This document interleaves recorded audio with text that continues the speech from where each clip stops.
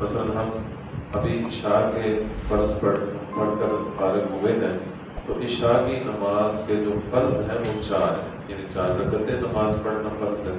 تو اسی طرح یہ نماز جنازہ کے اندر 4 دفعہ اللہ اکبر کہنا فرض ہے۔ یہ امام بھی کہے گا اور مقتدی بھی کہے گا۔ اگر صرف امام نے کہا مقتدی نے نہ کہا تو مقتدی کی نماز جنازہ ادا نہیں ہوئی۔ جیسے اگر امام رکعتیں پڑھ لے مقتدی نہ پڑھے تو امام کی نماز تو ہو جائے گی لیکن مقتدی کی نہیں ہوگی۔ تو یہ زبان سے اللہ اکبر کہنا امام پر بھی فرض ہے اور مقتدی پر بھی فرض ہے۔ بس فرق یہ ہے کہ امام اونچی آواز سے تکبیر کہتا ہے اور مقتدی آہستہ آواز سے تکبیر کہتا ہے، اور تکبیرات میں صرف پہلی تکبیر کے وقت رفع یدین کیا جائے گا۔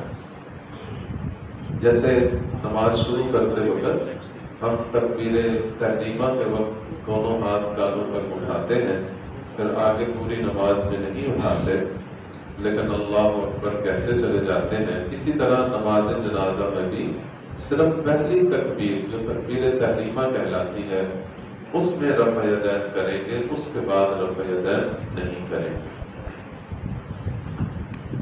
اور اس کے اندر نماز جنازہ میں مستحب یہ ہے کہ 3 صفیں بنائی جائیں، اور اس میں اگر افراد تھوڑے بھی ہوں، چاہے ایک صف کے افراد ہیں لیکن پھر بھی کوشش کی جائے کہ ان کو ایسے تقسیم کر دیا جائے کہ وہ 3 صفیں بن جائیں۔ مثلاً اگر کچھ بالکل مختصر سے 10 افراد ہی ہیں تو کچھ اگلی صف میں کھڑے ہو جائیں، کچھ پچھلی میں اور کچھ اس سے پچھلی میں، 3 صفیں امام کے علاوہ ہونی چاہیے۔ اس کے بارے میں چونکہ فضیلت آتی ہے اس لیے اس کا اہتمام کرنا چاہیے۔ حضور اقدس صلی اللہ علیہ وسلم نے ارشاد فرمایا ہے کہ مَا مِن مُسْلِمٍ يَمُوتُ فَيُصَلَّى عَلَيْهِ ثَلَاثَةُ صُفُوفٍ مِنَ الْمُسْلِمِينَ إِلَّا وَجَبَ۔ ابو داؤد شریف کی روایت ہے کہ جس مسلمان کی وفات کے بعد اس پر اگر 3 صفوں نے نماز جنازہ پڑھ لی تو اس کے لیے جنت واجب ہو جائے۔ تو اس لیے اپنے مسلمان بھائی کی کوشش کریے اس کا اہتمام کرنے کا۔ اور اس کے اندر سنت جو ہے وہ 3 ہے۔ نماز جنازہ کی 3 سنتیں ہیں کہ پہلی سنت یہ ہے کہ ثنا پڑھنا، اللہ تعالیٰ کی حمد و ثنا کرنا۔ جیسے پہلی تکبیر جب ہم کہتے ہیں اللہ اکبر تو اس کے بعد یہی عمل ہے کہ ثنا پڑھی جاتی ہے، اللہ تعالیٰ کی حمد و ثنا کی جاتی ہے۔ حمد و ثنا میں سب سے بہترین ثنا وہ ہے جو ہم نماز میں پڑھتے ہیں، سبحانک اللہم و بحمدک۔ یہ ساری جو دعا ہم پڑھتے ہیں یہ سب سے بہترین ہے۔ اور اگر اس کے علاوہ بھی کوئی اللہ تعالیٰ کی حمد و ثنا کے کوئی الفاظ قرآن سے حدیث پاک سے لے لیا جائے تو اس میں کوئی حرج کی بات نہیں ہے۔ جیسے کہ سورۃ فاتحہ کو اگر بطور ثنا پڑھا جائے، قرات نہیں، کیونکہ نماز جنازہ میں قرات نہیں ہوتی، قرآن پاک نہیں پڑھا جاتا، تو اگر بطور ثنا پڑھا جائے کیونکہ سورۃ فاتحہ میں اللہ تعالیٰ کی حمد و ثنا کی گئی ہے تو بطور ثنا پڑھنا بھی اس کا جائز ہے۔ اور اس کے ساتھ ساتھ دوسری تکبیر کے بعد درود پاک پڑھا جاتا ہے، تو یہ درود پاک پڑھنا بھی سنت ہے۔ اور درود پاک میں سب سے افضل ترین درود وہی ہے جو ہم نماز میں پڑھتے ہیں، جس کو درود ابراہیمی کہتے ہیں، وہ پڑھنا وہ سب سے افضل ہے، تو وہ درود پاک پڑھا جائے۔ پھر تیسری تکبیر کہنی ہے بغیر رفع یدین کے، اور اس کے بعد میت کے لیے دعا کرنی ہے، تو یہ دعا کرنا بھی سنت ہے۔ تو 3 سنتیں ہوئی، پہلی تکبیر کے بعد ثنا، دوسری تکبیر کے بعد درود، اور تیسری تکبیر کے بعد جو ہے وہ میت کے لیے دعا کرنا۔ یہ 3 سنتیں ہیں نماز جنازہ۔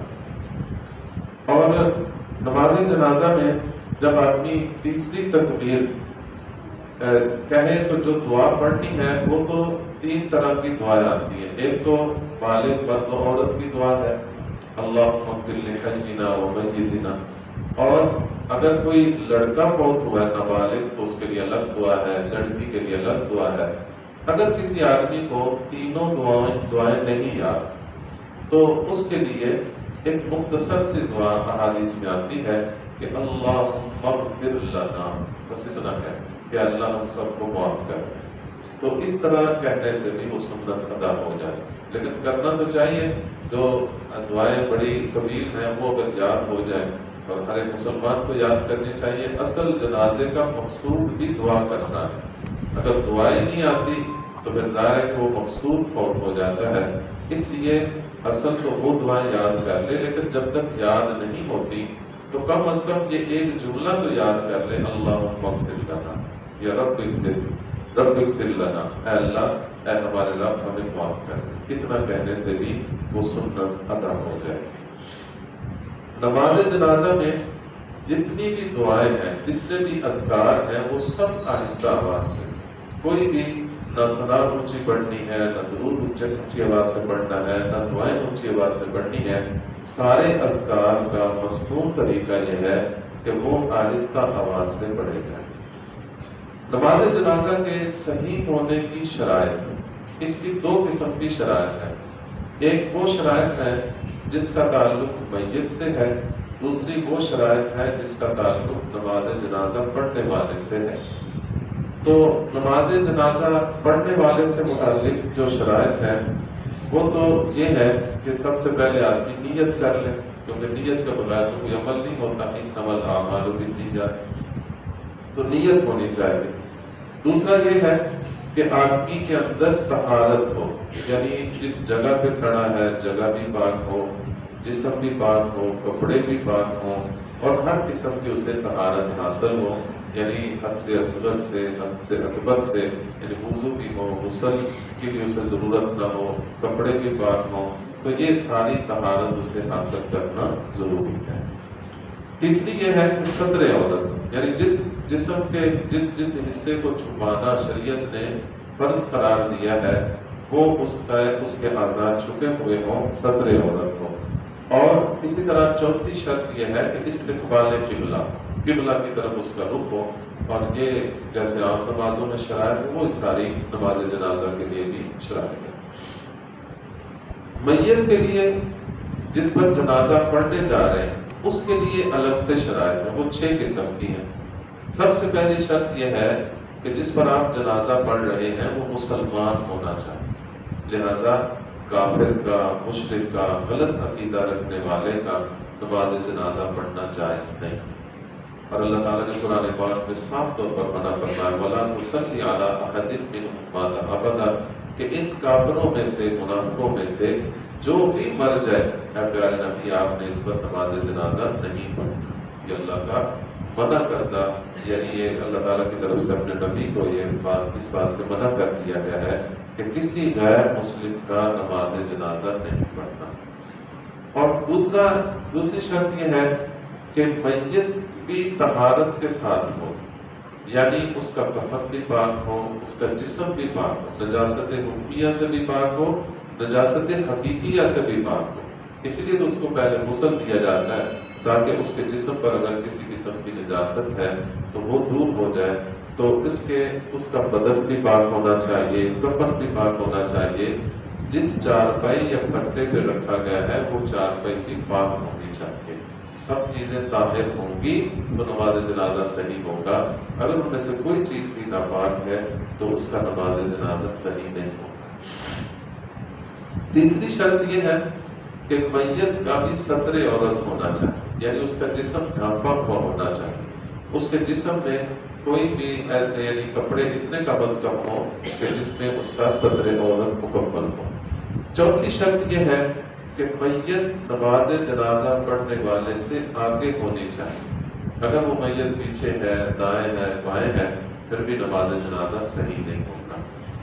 اسی طرح پانچویں شرط یہ ہے کہ میت زمین پر ہونی چاہیے، اگر کسی نے ہاتھوں میں اٹھائی ہوئی ہے، سامنے کھڑا ہے، یا کسی رکشے پر پڑی ہوئی ہے، کسی ریڑے پر پڑی ہوئی ہے، کسی اونچی جگہ پر پڑی ہوئی ہے جس کا زمین سے کوئی ایسے یعنی اس کا تعلق، مثلا چارپائی پر میت ہے اور چارپائی رکشے پہ رکھی ہوئی ہے، کسی گاڑی پہ رکھی ہوئی ہے، تو اس کے اوپر وہ رکھے نماز جنازہ پڑھنا صحیح نہیں ہے۔ میت کو یا میت جس چیز پر پڑی ہے اس کو زمین پہ رکھنا ضروری ہے۔ یہ اس کے صحیح ہونے کے لیے شرط ہے. اگر یہ شرط پوری نہیں کریں گے تو نماز جنازہ نہیں ہوگا. اسی طرح چھٹی شرط یہ ہے کہ جس میت پر آپ نماز جنازہ پڑھنا چاہ رہے ہیں وہ میت موجود ہونی چاہیے. اگر میت ہی موجود نہیں ہے، وہ غائب ہے، وہ کہیں اور ہے اور آپ کہیں اور ہیں، تو پھر بھی نماز جنازہ نہیں، جس کو کہتے ہیں غائبانہ نماز جنازہ. تو یہ صرف حضرت یعنی جو نجاشی تھے، جو حبشہ کے بادشاہ تھے، ان کی وفات پر نبی اکرم صلی اللہ علیہ وسلم نے ان کا نماز جنازہ پڑھایا. لیکن وہاں بھی اللہ تعالیٰ نے ان کی میت کو حضور اقدس صلی اللہ علیہ وسلم کے بالکل سامنے کر دیا معجزتاً. تو وہ آپ نے نماز جنازہ پڑھائی ہے. اور اس کے علاوہ کئی صحابہ دور دراز کے علاقوں میں مختلف غزوات میں مختلف جنگوں میں شہید ہوئے ہیں. شہادت کا پتہ چل بھی گیا لیکن آپ نے کبھی ان کا غائبانہ نماز جنازہ نہیں پڑھایا. اس سے معلوم ہوا کہ جو میت موجود ہو اس کا نماز جنازہ پڑھا جا سکتا ہے، جو موجود نہیں اس کا نماز جنازہ نہیں پڑھا جا سکتا. اور نماز جنازہ میں عام طور پر اکثر تو ایسے ہوتا ہے کہ ہم جنازہ گاہ میں جاتے ہیں جو جگہ بالکل صاف ہوتی ہے، لیکن کبھی کبھی ایسا ہوتا ہے کسی گراؤنڈ میں یا کسی کھلی جگہ میں نماز جنازہ پڑھنی پڑ جاتی ہے.